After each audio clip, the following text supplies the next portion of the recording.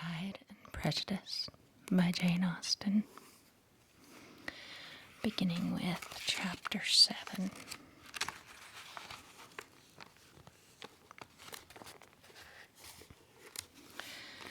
Mr. Bennet's property consisted almost entirely in an estate of 2,000 a year, which unfortunately for his daughters was entailed in default of heirs male on a distant relation, and their mother's fortune, though ample for her situation in life, could but ill supply the deficiency of his. Her father had been an attorney in Meryton and had left her £4,000. She had a sister, married to a Mr. Phillips, who had been a clerk to their father, and succeeded him in the business, and a brother settled in London in a respectable line of trade. The village of Longbourn was only 1 mile from Meryton, a most convenient distance for the young ladies who were usually tempted thither 3 or 4 times a week to pay their duty to their aunt and to a milliner's shop just over the way. The 2 youngest of the family, Catherine and Lydia, were particularly frequent in these attentions. Their minds were more vacant than their sisters', and when nothing better offered, a walk to Meryton was necessary to amuse their morning hours and furnish conversation for the evening. And however bare of news the country in general might be, they always contrived to learn some from their aunt. At present, indeed, they were well supplied both with news and happiness by the recent arrival of a militia regiment in the neighborhood. It was to remain the whole winter, and Meryton was the headquarters. Their visits to Mrs. Phillips were now productive of the most interesting intelligence. Every day added something to their knowledge of the officers' names and connections. Their lodgings were not long a secret, and at length they began to know the officers themselves. Mr. Phillips visited them all, and this opened to his nieces a source of felicity unknown before. They could talk of nothing but officers, and Mr. Bingley's large fortune, the mention of which gave animation to their mother, was worthless in their eyes when opposed to the regimentals of an ensign. After listening one morning to their effusions on this subject, Mr. Bennet coolly observed, "From all that I can collect by your manner of talking, you must be 2 of the silliest girls in the country. I have suspected it some time, but I am now convinced." Catherine was disconcerted and made no answer, but Lydia, with perfect indifference, continued to express her admiration of Captain Carter and her hope of seeing him in the course of the day, as he was going the next morning to London. "I am astonished, my dear," said Mrs. Bennet, "that you should be so ready to think your own children silly. If I wished to think slightingly of anybody's children, it should be not of my own, however. If my children are silly, I must hope to be always sensible of it." "Yes, but as it happens, they are all of them very clever. This is the only point, I flatter myself, on which we do not agree.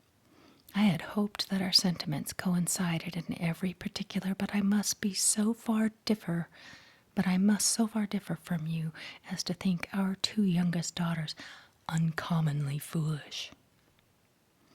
"My dear Mr. Bennet, you must not expect such girls to have the sense of their father and mother. When they get to our age, I dare say they will not think about officers any more than we do. I remember the time when I liked a red coat myself very well, and indeed so I do still at my heart, and if a smart young colonel with 5,000 or 6,000 a year should want one of my girls, I shall not say nay to him. And I thought Colonel Foster looked very becoming the other night at Sir William's, in his regimentals. "Mamma," cried Lydia, "my aunt says that Colonel Forster and Captain Carter do not go so often to Miss Watson's as they did when they first came. She sees them now very often standing in Clark's library." Mrs. Bennet was prevented replying by the entrance of the footman with a note from Miss Bennet. It came from Netherfield, and the servant waited for an answer. Mrs. Bennet's eyes sparkled with pleasure, and she was eagerly calling out while her daughter read. "Well, Jane, who is it from? What is it about? What does he say? Well, Jane, make haste and tell us. Make haste, my love." "It is from Miss Bingley," said Jane, and then read it aloud. "My dear friend, if you are not so compassionate as to dine today with Louisa and me, we shall be in danger of hating each other for the rest of our lives. For a whole day's tete-a-tete between two women can never end without a quarrel. Come as soon as you can on the receipt of this. My brother and the gentlemen are to dine with the officers. Yours ever, Caroline Bingley." "With the officers!" cried Lydia. "I wonder my aunt did not tell us of that." "Dining out," said Mrs. Bennet. "That is very unlucky." "Can I have the carriage?" said Jane. "No, my dear, you had better go on horseback because it seems likely to rain, and then you must stay all night." "That would be a good scheme," said Elizabeth, "if you were sure that they were not to offer to send her home."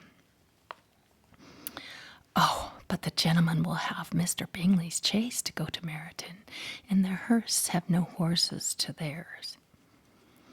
I had much rather go in the coach." "But, my dear, your father cannot spare the horses, I am sure. They are wanted in the farm." "Mr. Bennet, are not they?"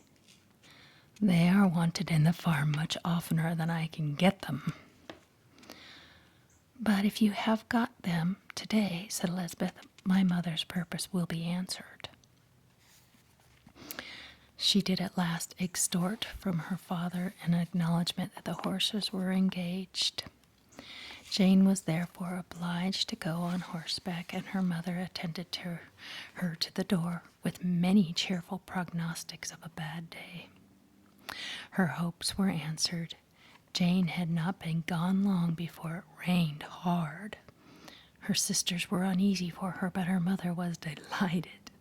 The rain continued the whole evening without intermission. Jane certainly could not come back.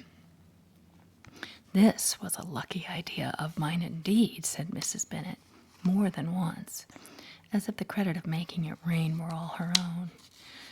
Till the next morning, however, she was not aware of all the felicity of her contrivance. Breakfast was scarcely over when a servant from Netherfield brought the following note for Elizabeth.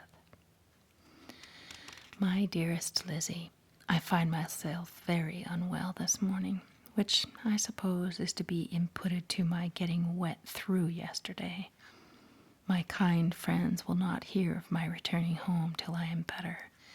They insist also on seeing Mr. Jones, on my seeing Mr. Jones.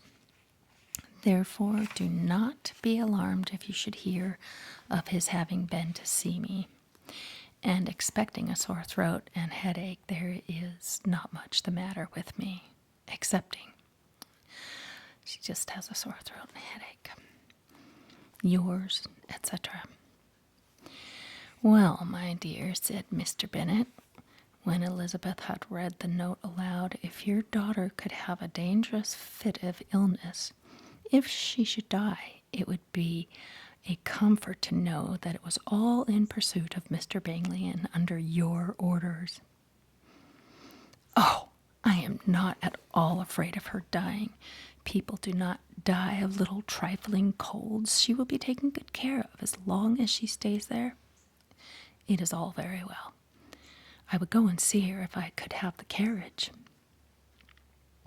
Elizabeth, feeling really anxious, was determined to go to her, though the carriage was not to be had, and as she was no horsewoman, walking was her only alternative. She declared her resolution. "How can you be so silly," cried her mother, "as to think of such a thing in all this dirt? You will not be fit to be seen when you get there." "I shall be very fit to see Jane, which is all I want." "Is this a hint to me, Lizzie," said her father, "to send for the horses?" "No, indeed, I do not wish to avoid the walk. The distance is nothing when one has a motor of only 3 miles. I shall be back by dinner." "I admire the activity of your benevolence," observed Mary, "but every impulse of feeling should be guided by reason, and in my opinion, exertion should always be in proportion to what is required." "We will go as far as Meryton with you," said Catherine and Lydia. Elizabeth accepted their company, and the 3 young ladies set off together. "If we make haste," said Lydia, as they walked along, "perhaps we may see something of Captain Carter before he goes." In Meryton they parted. The 2 youngest repaired to the lodgings of one of the officers' wives, and Elizabeth continued her walk alone, crossing field after field at a quick pace, jumping over stiles and springing over puddles with impatient activity, and finding herself at last within view of the house, with weary ankles, dirty stockings, and a face glowing with the warmth of exercise. She was shown into the breakfast parlor, where all but Jane were assembled, and where her appearance created a great deal of surprise.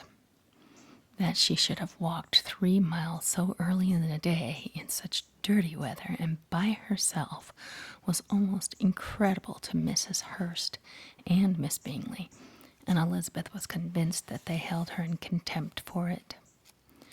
She was received, however, very politely by them, and in their brother's manners there was something better than politeness. There was good humor and kindness. Mr. Darcy said very little, and Mr. Hurst nothing at all. The former was divided between admiration of the brilliancy which exercise had given to her complexion, and doubt as to the occasions justifying her coming so far alone. The latter was thinking only of his breakfast. Her inquiries after her sister were not very favorably answered. Miss Bennet had slept ill, and though up, was very feverish and not well enough to leave her room. Elizabeth was glad to be taken to her immediately, and Jane, who had only been withheld by the fear of giving alarm or inconvenience from expressing in her note how much she longed for such a visit, was delighted at her entrance. She was not equal, however, to much conversation, and when Miss Bingley left them together, could attempt little besides expressions of gratitude for the extraordinary kindness she was treated with. Elizabeth silently attended her. When breakfast was over, they were joined by the sisters, and Elizabeth began to like them herself, when she saw how much affection and solicitude they showed for Jane. The apothecary came, and having examined his patient, said, as might be supposed, that she had caught a violent cold, and that they must endeavor to get the better of it, advised her to return to bed, and promised her some draughts. The advice was followed readily, for the feverish symptoms increased, and her head ached acutely. Elizabeth did not quit her room for a moment, nor were the other ladies often absent. The gentlemen being out, they had in fact nothing to do elsewhere. When the clock struck 3, Elizabeth felt that she must go, and very willingly said so. Miss Bingley offered her the carriage, and she only wanted a little pressing to accept it, when Jane testified such concern in parting with her that Miss Bingley was obliged to convert the offer of the chaise into an invitation to remain at Netherfield for the present. Elizabeth most thankfully consented, and a servant was dispatched to Longbourn to acquaint the family with her stay and bring back a supply of clothes. Chapter 8. At 5 o'clock the two ladies retired to dress, and at 6:30 Elizabeth was summoned to dinner. To the civil inquiries which were poured in, and amongst which she had the pleasure of distinguishing the much superior solicitude of Mr. Bingley, she could not make a very favourable answer. Jane was by no means better. The sisters, on hearing this, repeated 3 or 4 times how much they were grieved, how shocking it was to have a bad cold, and how excessively they disliked being ill themselves, and then thought no more of the matter. And their indifference towards Jane, when not immediately before them, restored Elizabeth to enjoyment of all her original dislike. Their brother, indeed, was the only one of the party whom she could regard with any complacency. His anxiety for Jane was evident, and his attentions to her most pleasing, and they prevented her feeling herself so much an intruder as she believed she was considered by the others. She had very little notice from any but him. Miss Bingley was engrossed by Mr. Darcy, her sister scarcely less so, and as for Mr. Hurst, by whom Elizabeth sat, he was an indolent man who lived only to eat, drink, and play at cards, who, when he found her prefer a plain dish to a rag-out, had nothing to say to her. When dinner was over, she returned directly to Jane, and Miss Bingley began abusing her as soon as she was out of the room. Her manners were pronounced to be very bad indeed, a mixture of pride and impertinence. She had no conversation, no style, no taste, no beauty. Mrs. Hurst thought the same, and added, "She has nothing, in short, to recommend her but being an excellent walker. I shall never forget her appearance this morning. She really looked almost wild." "She did indeed, Louisa. I could hardly keep my countenance. Very nonsensical to come at all. Why must she be scampering about the country because her sister had a cold? Her hair so untidy, so blousy. Yes, and her petticoat. I hope you saw her petticoat 6 inches deep in mud, I am absolutely certain, and the gown which had been let down to hide it, not doing its office." "Your picture may be very exact, Louisa," said Bingley, "but this was all lost upon me. I thought Miss Elizabeth Bennet looked remarkably well when she came into the room this morning. Her dirty petticoat quite escaped my notice." "You observed it, Mr. Darcy, I am sure," said Miss Bingley, "and I am inclined to think that you would not wish to see your sister made such an exhibition." "Certainly not. To walk 3 miles or 4 miles or 5 miles or whatever it is above her ankles in dirt, and alone, quite alone. What could she mean by it? It seems to me to show an abominable sort of conceited independence, a most country town indifference to decorum. It shows an affection for her sister that is very pleasing," said Mr. Bingley. "I am afraid, Mr. Darcy," observed Miss Bingley in a half-whisper, "that this adventure has rather affected your admiration of her fine eyes." "Not at all," he replied. "They were brightened by the exercise." A short pause followed this speech, and Mrs. Hurst began again. "I have an excessive regard for Jane Bennet. She is really a very sweet girl, and I wish with all my heart that she were settled. But with such a father and mother, and such low connections, I am afraid there is no chance of it." I think I have heard you say that their uncle is an attorney in Meryton. Yes, and they have another, who lives somewhere near Cheapside. That is capital, added her sister, and they both laughed heartily. If they had uncles enough to fill all Cheapside, cried Bingley, it would not make them one jot less agreeable. But it must very materially lessen their chance of marrying men of any consideration in the world, replied Darcy. To this speech Bingley made no answer, but his sisters gave it their hearty assent, and indulged their mirth for some time at the expense of their dear friend's vulgar relations. With a renewal of tenderness, however, they repaired to her room on leaving the dining parlour, and sat with her till summoned to coffee. She was still very poorly, and Elizabeth would not quit her at all, till late in the evening, when she had the comfort of seeing her asleep, and when it appeared to her rather right than pleasant that she should go downstairs herself. On entering the drawing-room, she found the whole party at loo, and was immediately invited to join them, but suspecting them to be playing high, she declined it, and making her sister the excuse, said she would amuse herself for the short time she could stay below with a book. Mr. Hurst looked at her with astonishment. "Do you prefer reading to cards?" said he. "That is rather singular." "Miss Eliza Bennet," said Miss Bingley, "despises cards. She is a great reader and has no pleasure in anything else."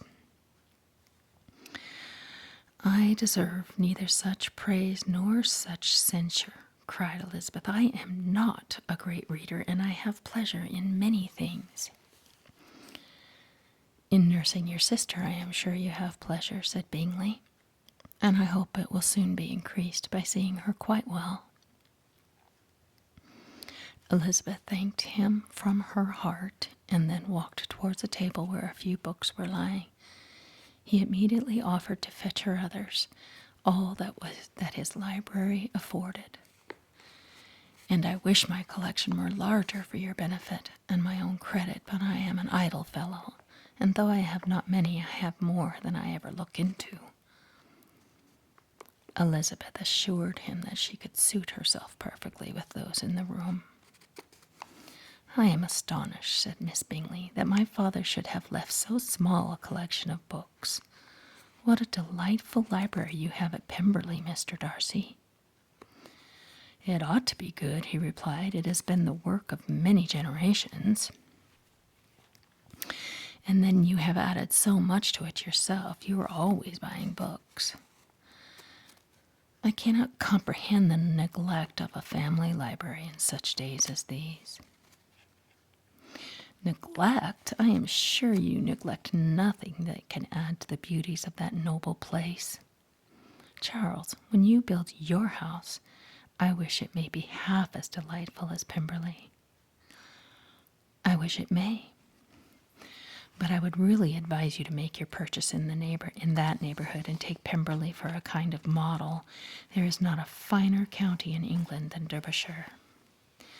"With all my heart I will buy Pemberley itself if Darcy will sell it." "I am talking of possibilities, Charles." "Upon my word, Caroline, I should think it more possible to get Pemberley by purchase than by imitation." Elizabeth was so much caught by what passed as to leave her very little attention for her book, and soon laying it wholly aside, she drew near the card table and stationed herself between Mr. Bingley and his eldest sister to observe the game. "Is Miss Darcy much grown since the spring?" said Miss Bingley. "Will she be as tall as I am?" "I think she will. She is now about Miss Elizabeth Bennet's height, or rather taller." "How I long to see her again! I never met with anybody who delighted me so much. Such a countenance, such manners, and so extremely accomplished for her age. Her performance on the pianoforte is exquisite. It is amazing to me, said Bingley, how young ladies can have patience to be so accomplished as they all are. All young ladies accomplished? My dear Charles, what do you mean? Yes, all of them, I think. They all paint tables, cover screens, and knit purses. I scarcely know anyone who cannot do all this, and I am sure I never heard a young lady spoken of for the first time without being informed that she was very accomplished. Yes, all of them, I think. They all paint tables, cover screens, and knit purses. Your list of the common extent of accomplishments, said Darcy, has too much truth. The word is applied to many a woman who deserve it no otherwise than by netting a purse or covering a screen. But I am very far from agreeing with you in your estimation of ladies in general. I cannot boast of knowing more than half a dozen in the whole range of my acquaintance that are really accomplished.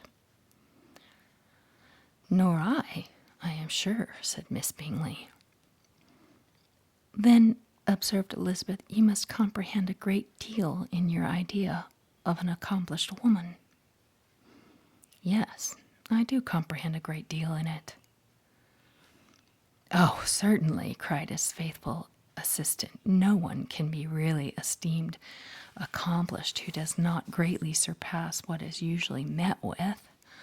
A woman must have a thorough knowledge of music, singing, drawing, dancing, all the modern languages, to deserve the word, and besides all this, she must possess a certain something in her air and manner of walking, the tone of her voice, her address and expressions, or the word will be but half deserved. All this she must possess, added Darcy, and to all this she must yet add something more substantial in the improvement of her mind by extensive reading. I am no longer surprised at your knowing only 6 accomplished women. I rather wonder now at your knowing any. Are you so severe upon your own sex as to doubt the possibility of all this? I never saw such a woman. I never saw such capacity and taste and application and elegance as you describe, united. Mrs. Hurst and Miss Bingley both cried out against the injustice of her implied doubt, and were both protesting that they knew many women who answered this description, when Mr. Hurst called them to order with bitter complaints of their inattention to what was going forward. As all conversation was thereby at an end, Elizabeth soon afterwards left the room. Eliza Bennet, said Miss Bingley, when the door was closed on her, is one of those young ladies who seek to recommend themselves to the other sex by undervaluing their own, and with many men, I dare say, it succeeds. But in my opinion, it is a paltry device, a very mean art. Undoubtedly, replied Darcy, to whom this remark was chiefly addressed. There is meanness in all the arts which ladies sometimes condescend to employ for captivation. Whatever bears affinity to cunning is despicable. Miss Bingley was not so entirely dissatisfied with this reply as to continue the subject. Elizabeth joined them again, only to say that her sister was worse, and that she could not leave her. Bingley urged Mr. Jones being sent for immediately, while his sisters, convinced that no country advice could be of any service, recommended an express to town for one of the most eminent physicians. This she would not hear of, but she was not so unwilling to comply with their brother's proposal, and it was settled that Mr. Jones would be sent for early in the morning, if Miss Bennet was not decidedly better. Bingley was quite uncomfortable. His sisters declared that they were miserable. They solaced their wretchedness, however, by duets after supper. while he could find no better relief to his feelings than by giving his housekeeper directions that every possible attention might be paid to the sick lady and her sister. Chapter 9. Elizabeth. Chapter 9. Elizabeth passed the chief of the night in her sister's room, and in the morning had the pleasure of being able to send a tolerable answer to the inquiries which she very early received from Mr. Bingley by a housemaid, and some time afterwards from the two elegant ladies who waited on his sisters. In spite of this amendment, however, she requested to have a note sent to Longbourn, desiring her mother to visit Jane and form her own judgment of her situation. The note was immediately dispatched, and its contents as quickly complied with. Mrs. Bennet, accompanied by her two youngest girls, reached Netherfield soon after the family breakfast. Had she found Jane in any apparent danger, Mrs. Bennet would have been very miserable. But being satisfied on seeing her that her illness was not alarming, she had no wish of her recovering immediately, as her restoration to health would probably remove her from Netherfield. She would not listen, therefore, to her daughter's proposal of being carried home. Neither did the apothecary, who arrived about the same time, think it at all advisable. After sitting a little while with Jane on Miss Bingley's appearance and invitation, the mother and three daughters all attended her into the breakfast parlor. Bingley met them with hopes that Mrs. Bennet had not found Miss Bennet worse than she expected. "Indeed I have, sir," was her answer. "She is a great deal too ill to be moved. Mr. Jones says we must not think of moving her. We must trespass a little longer on your kindness." "Removed!" cried Bingley. "It must not be thought of. My sister, I am sure, you will not hear of her removal." "You may depend on it, madam," said Miss Bingley, with cold civility, "that Miss Bennet shall receive every possible attention while she remains with us." Mrs. Bennet was profuse in her acknowledgments. "I am sure," she added, "if it was not for such good friends, I do not know what would become of her, for she is very ill indeed, and suffers a vast deal, though with the greatest patience in the world, which is always the way with her, for she has without exception the sweetest temper I have ever met with. I often tell my other girls they are nothing to her. You have a sweet room here, Mr. Bingley, and a charming prospect over that gravel walk. I do not know a place in the country that is equal to Netherfield. You will not think of quitting it in a hurry, I hope, though you have but a short lease." "Whatever I do is done in a hurry," replied he, "and therefore I should resolve to quit Netherfield. I should probably be off in 5 minutes. At present, however, I consider myself as quite fixed here." "That is exactly what I should have supposed of you," said Elizabeth. "You begin to comprehend me, do you?" cried he, turning towards her. "Oh, yes, I understand you perfectly." "I wish I might take this for a compliment, but to be so easily seen through, I am afraid, is pitiful. That is, as it happens.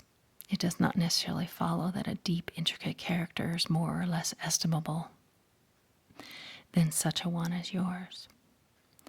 "Lizzie," cried her mother, "remember where you are, and do not run on in the wild manner that you are suffered to do at home."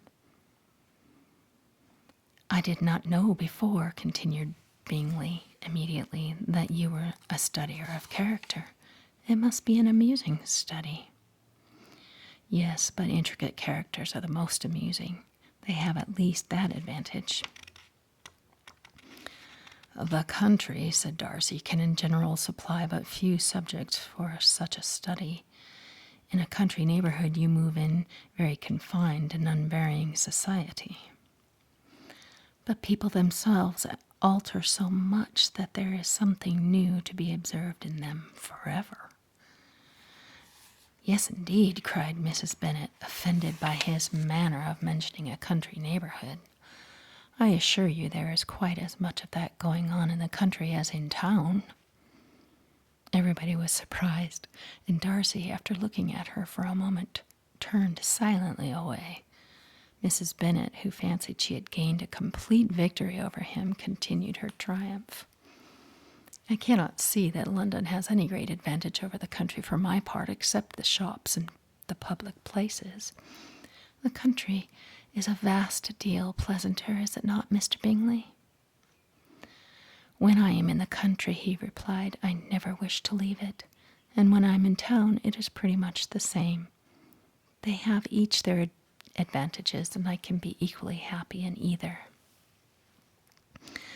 "Aye, that is because you have the right disposition. But that gentleman," looking at Darcy, "seemed to think the country was nothing at all." "Indeed, mamma, you are mistaken," said Elizabeth, blushing for her mother. "You quite mistook Mr. Darcy. He only meant that there were not such a variety of people to be met with in the country as in town, which you must acknowledge to be true." "Certainly, my dear, nothing said there were, but as to not meeting with many people in his neighborhood, I believe there are few neighborhoods larger. I know we dine with 24 families." Nothing but concern for Elizabeth could enable Bingley to keep his countenance. His sister was less delicate and directed her eye toward Mr. Darcy with a very expressive smile. Elizabeth, for the sake of saying something that might turn her mother's thoughts, now asked her if Charlotte Lucas had been at Longbourn since her coming away. "Yes, she called yesterday with her father. What an agreeable man Sir William is, Mr. Bingley, is he not? So much the man of fashion, so genteel and so easy. He has always something to say to everybody. That is my idea of good breeding, and those persons who fancy themselves very important and never open their mouths quite mistake the matter." "Did Charlotte dine with you?" "No. She would go home. I fancy she wanted about the mince pies. For my part, Mr. Bingley, I always keep servants that can do their own work. My daughters are brought up differently, but everybody is to judge for themselves, and the Lucases are very good sort of girls, I assure you. It is a pity they are not handsome. Not that I think Charlotte to be very plain, but then she is our particular friend." "She seems a very pleasant young woman," said Bingley. "Oh, dear, yes, but you must own she is very plain. Lady Lucas herself has often said so, and envied me Jane's beauty. I did not like to boast of my own child, but to be sure, Jane, one does not often see anybody better looking." "It is what everybody says. I do not trust my own partiality. When she was only 15, there was a gentleman at my brother's gardener's in town so much in love with her that my sister-in-law was sure he would make her an offer before we came away. But, however, he did not. Perhaps he thought her too young. However, he wrote some verses on her, and very pretty they were."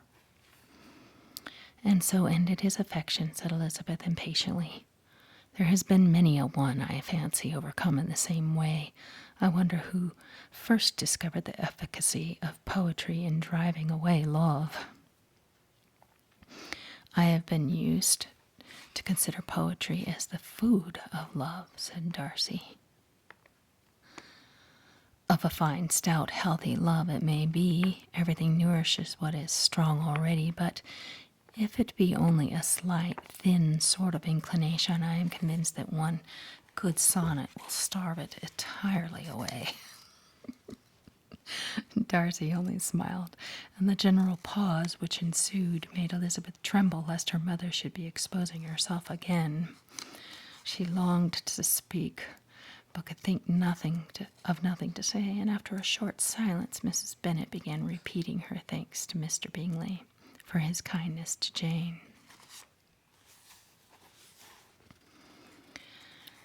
Darcy only smiled, and the general pause which ensued made Elizabeth tremble lest her mother should be exposing herself again. She longed to speak, but could think of nothing to say, and after a short silence Mrs. Bennet began repeating her thanks to Mr. Bingley for his kindness to Jane, with an apology for troubling him also with Lizzie. Mr. Bingley was unaffectedly civil in his answer, and forced his young sister to be civil also, and say what the occasion required. She performed her part indeed without much graciousness, but Mrs. Bennet was satisfied, and soon afterwards ordered her carriage. Upon this signal, the youngest of her daughters put herself forward. The two young girls had been whispering to each other during the whole visit, and the result of it was the youngest should tax Mr. Bingley with having promised on his first coming into the country to give a ball at Netherfield. Lydia was a stout, well-grown girl of 15 with a fine complexion and good-humored countenance, a favorite with her mother, whose affection had brought her into public at an early age. She had high animal spirits and a sort of natural self-consequence, which the attentions of the officers, to whom her uncle's good dinners and her own easy manners recommended her, had increased into assurance. She was very equal, therefore, to address Mr. Bingley on the very subject of the ball, abruptly reminded him of his promise, adding that it would be the most shameful thing in the world if he did not keep it. His answer to this sudden attack was delightful to their mother's ear. "I am perfectly ready, I assure you, to keep my engagement, and when your sister is recovered, you shall, if you please, name the very day of the ball. But you would not wish to be dancing while she is ill." Lydia declared herself satisfied. "Oh, yes, it would be much better to wait till Jane was well, and by that time most likely Captain Carter would be at Meryton again.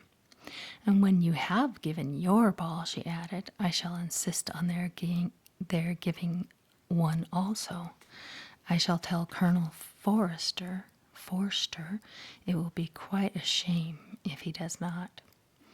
Mrs. Bennet and her daughters then departed, and Elizabeth returned instantly to Jane, leaving her own and her relations' behavior to the remarks of the two ladies and Mr. Darcy, the latter of whom, however, could not be prevailed on to join in their censure of her, in spite of all Miss Bingley's witticisms on fine eyes. Chapter 10. The day passed much as the day before had done. Mrs. Hurst and Miss Bingley had spent some hours of the morning with the invalid, who continued, though slowly, to mend, and in the evening Elizabeth joined their party in the drawing-room. The loo table, however, did not appear. Mr. Darcy was writing, and Miss Bingley, seated near him, was watching the progress of his letter, and repeatedly calling off his attention by messages to his sister. Mr. Hurst and Mr. Bingley were at piquet, and Mrs. Hurst was observing their game. Elizabeth took up some needlework, and was sufficiently amused in attending to what passed between Darcy and his companion. The perpetual commendations of the lady either on his handwriting, or on the evenness of his lines, or on the length of his letter, with the perfect unconcern with which her praises were received, formed a curious dialogue, and was exactly in unison with her opinion of each. How delighted Miss Darcy must be to receive such a letter! He made no answer. "You write uncommonly fast." "You are mistaken. I write rather slowly." "How many letters you must have occasion to write in the course of the year! Letters of business, too. How odious I should think them." "It is fortunate, then, that they fall to my lot instead of to yours." "Pray tell your sister that I long to see her." "I have already told her so once by your desire." "I am afraid you do not like your pen. Let me mend it for you. I mend pens remarkably well." "Thank you, but I always mend my own." How can you contrive to write so even? He was silent. Tell your sister I am delighted to hear of her improvement of the harp, and pray let her know that I am quite in raptures with her beautiful little design for a table, and I think it's infinitely superior to Miss Grantley's. Will you give me leave to defer your raptures till I write again? At present I have not room to do them justice. Oh, it is of no consequence. I shall see her in January. But do you always write such charming long letters to her, Miss Darcy? They are generally long, but whether always charming, it is not for me to determine. It is a rule with me that a person who can write a long letter with ease cannot write ill. That will not do for a compliment to Darcy, Caroline, cried her brother, because he does not write with ease. He studies too much for words of 4 syllables. Do not you, Darcy? My style of writing is very different from yours. Oh, cried Miss Bingley, Charles writes in the most careless way imaginable. He leaves out half his words and blots the rest. My ideas flow so rapidly that I have not time to express them, by which means my letters sometimes convey no ideas to all my correspondence. Your humility, Mr. Bingley, said Elizabeth, must disarm reproof. Nothing is more deceitful, said Darcy, than the appearance of humility. It is often only carelessness of opinion and sometimes an indirect boast. And which of the two do you call my little recent piece of modesty? The indirect boast, for you are really proud of your defects in writing, because you consider them as proceeding from a rapidity of thought and carelessness of execution, which, if not estimable, you think at least highly interesting. The power of doing anything with quickness is always much prized by the possessor, and often without any attention to the imperfection of the performance. When you told Mrs. Bennet this morning that if you ever resolved on quitting Netherfield you should be gone in 5 minutes, you meant it to be sort of a panegyric of compliment to yourself, and yet what is there so very laudable in a precipitance which must leave very necessary business undone, and can be of no real advantage to yourself or anyone else? Nay, cried Bingley, that is too much. To remember at night all the foolish things that were said in the morning, and yet upon my honor I believed that I said of myself to be true, and I believe it at this moment. At least, therefore, I did not assume the character of needless precipitance merely to show off before the ladies. I dare say you believed it, but I am by no means convinced that you would be gone with such celerity. Your conduct would be quite as dependent on chance as that of any man I know. And if, as you were mounting your horse, a friend were to say, Bingley, you had better stay till next week, you would probably do it. You would probably not go, and at another word might stay a month. You have only proved by this, cried Elizabeth, that Mr. Bingley did not do justice to his own disposition. You have shown him off now much more than he did himself. I am exceedingly gratified, said Bingley, by your converting what my friend says into a compliment on the sweetness of my temper. But I'm afraid you are giving it a turn which that gentleman did by no means intend, for he would certainly think the better of me if under such a circumstance I were to give a flat denial and ride off as fast as I could. Would Mr. Darcy then consider the rashness of your original intention as atoned for by obstinacy in adhering to it? Upon my word, I cannot exactly explain the matter. Darcy must speak for himself. You expect me to account for opinions which you choose to call mine, but which I have never acknowledged. Allowing the case, however, to stand according to your representation, you must remember, Miss Bennet, that the friend who is supposed to desire his return to the house and the delay of his plan has merely desired it, asked it without offering one argument in favor of its propriety. To yield readily, easily to the persuasion of a friend is no merit with you. To yield without conviction is no compliment to the understanding of either. You appear to me, Mr. Darcy, to allow nothing for the influence of friendship and affection. A regard for the requester would often make one readily yield to a request without waiting for arguments to reason one into it. I am not particularly speaking of such a case as you have supposed about Mr. Bingley. We may as well wait, perhaps, till the circumstance occurs before we discuss the discretion of his behavior thereupon. But in general and ordinary cases between friend and friend, where one of them is desired by the other to change a resolution of no great moment, should think ill of that person for complying with the desire, without waiting to be argued into it? Will it not be advisable, before we proceed on this subject, to arrange with rather more precision the degree of importance which is to appertain to this request, as well as the degree of intimacy subsisting between the parties? By all means, said Bingley. Let us hear all the particulars, not forgetting their comparative height and size, for that will have more weight in the argument, Miss Bennet, than you may be aware of. I assure you that if Darcy were not such a great tall fellow in comparison with myself, I should not pay him half so much deference.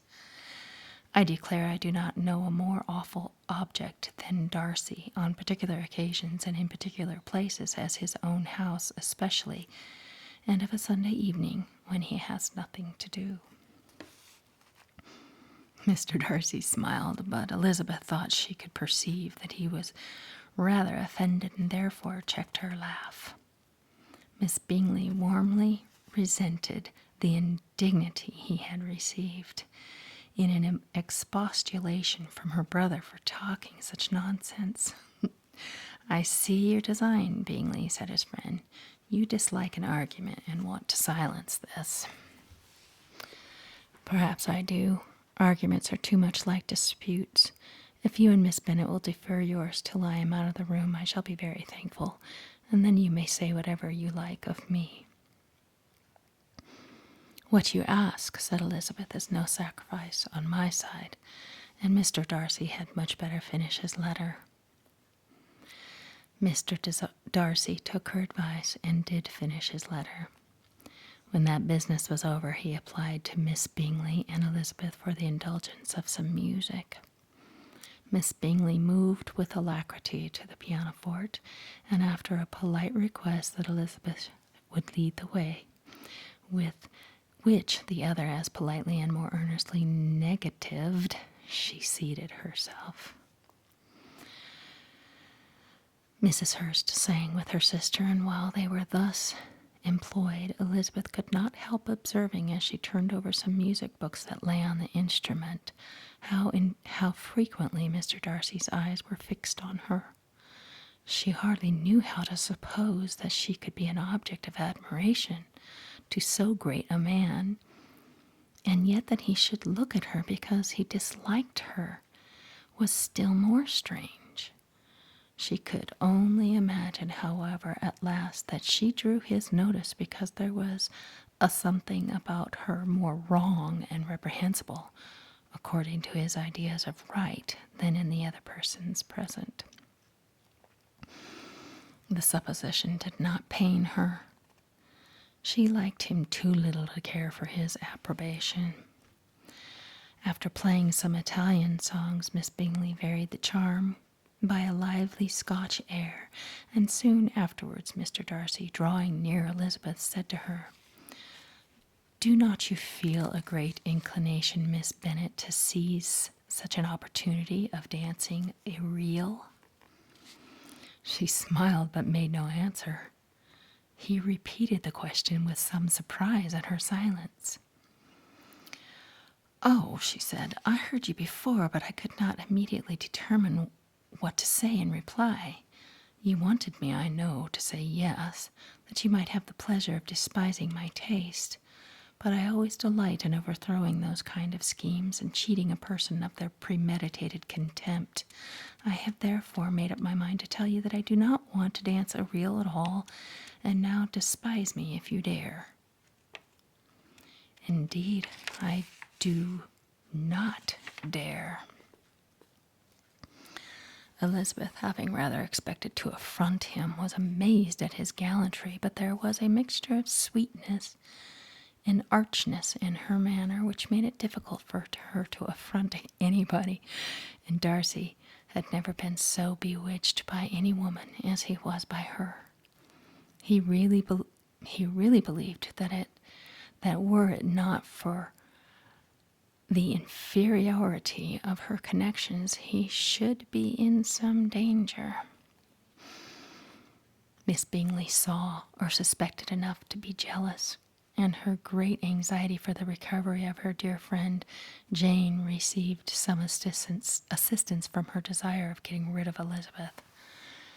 She often tried to provoke Darcy into disliking her guest by talking of their supposed marriage and planning his happiness in such an alliance.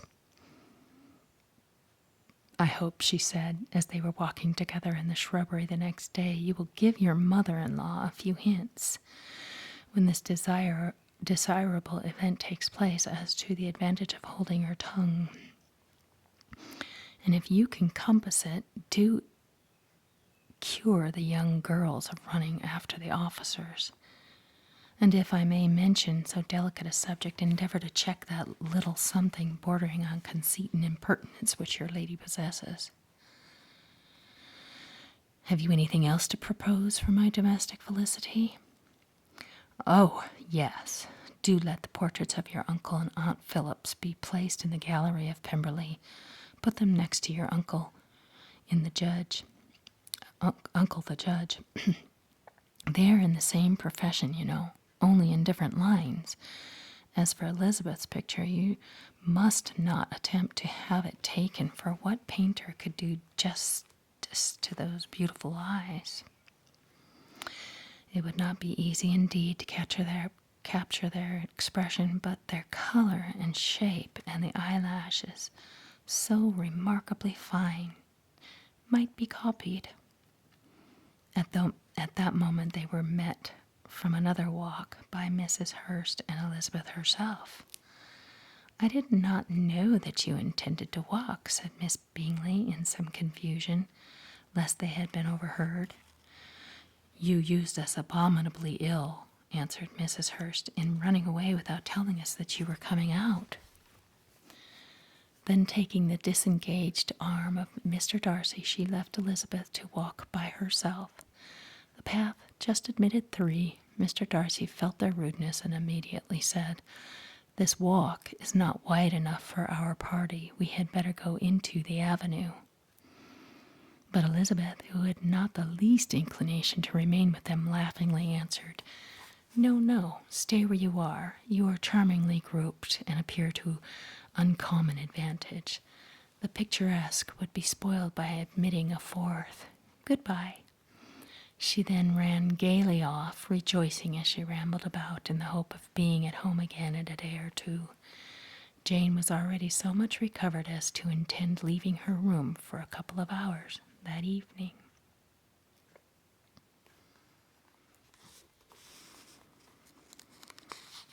Well, I guess that's good for now. We'll read chapters 11 through maybe 14 or 15. We'll see. See you next video.